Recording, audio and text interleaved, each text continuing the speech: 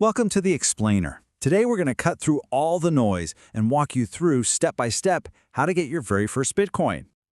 So, to make this super clear, we're going to follow the story of Alice. She's heard about Bitcoin. She's curious, but she's never ever used it. This is her day one. And lucky for her, she's got a friend, Joe, who's been around the block a few times. He knows the ropes, and he's going to walk her through the whole thing, from figuring out what it's worth to actually getting it on her phone. So, let's follow along with them. Okay, let's dive right in. Before any Bitcoin can actually change hands, Alice and Joe have to agree on a price. And this, right here, brings up the first question pretty much everyone has. It's a great question, right? Is there some central bank, a company, a secret committee somewhere deciding the value? I mean, where does the price of a Bitcoin even come from? It feels a little mysterious at first, but the answer is actually pretty simple. The truth is, no one person or group sets the price. Bitcoin works on what's called a floating exchange rate. Its value goes up and down based on plain old supply and demand, just like a stock or a foreign currency. It's determined by everyone trading it, all across the world. So here's the good news. You don't have to guess. There are a ton of services that track the market price live. You can go to a site that gives you an average, sure, but honestly, the easiest way is usually right in your wallet app.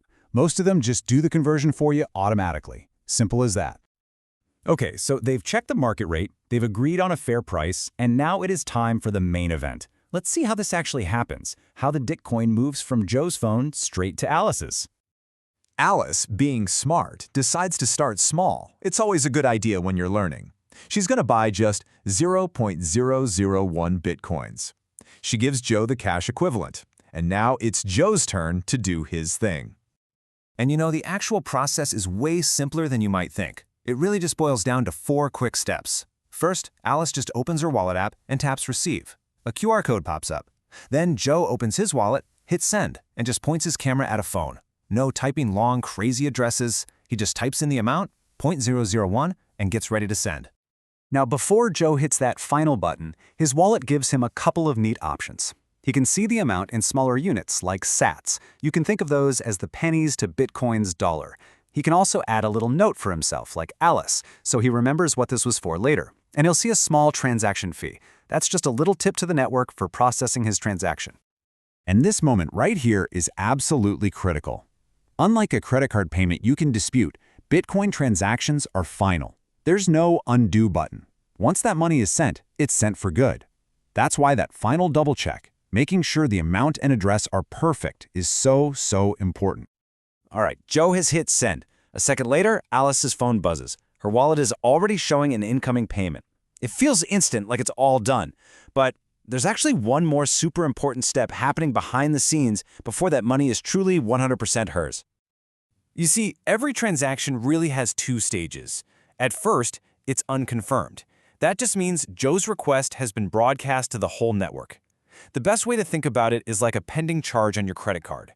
You can see it, but it hasn't officially cleared yet. So how does it clear? Well, to become confirmed, it has to be permanently written into Bitcoin's official record book. This shared public journal is what everyone's talking about when they say the blockchain. It's the ultimate source of truth for every Bitcoin transaction ever made. This confirmation process, where a whole bunch of transactions get bundled together into a block and added to the chain, happens on average about every 10 minutes. Once Alice's transaction gets included in one of those blocks, that's it. It's final. It's locked in forever. So after a short wait, maybe just a few minutes, Alice's transaction gets scooped up and put into a new block. Her wallet updates, and just like that, her journey is complete. The transaction is now fully confirmed on the blockchain. That 0.001 BTC is officially in her wallet, and it's under her control. She can hang on to it, or she can turn around and send it to someone else, just like Joe did for her. And there you have it. Alice successfully navigated the whole process and has officially entered the world of Bitcoin. Which of course leaves us with the most interesting question of all. Now that she has it, what's she going to do next?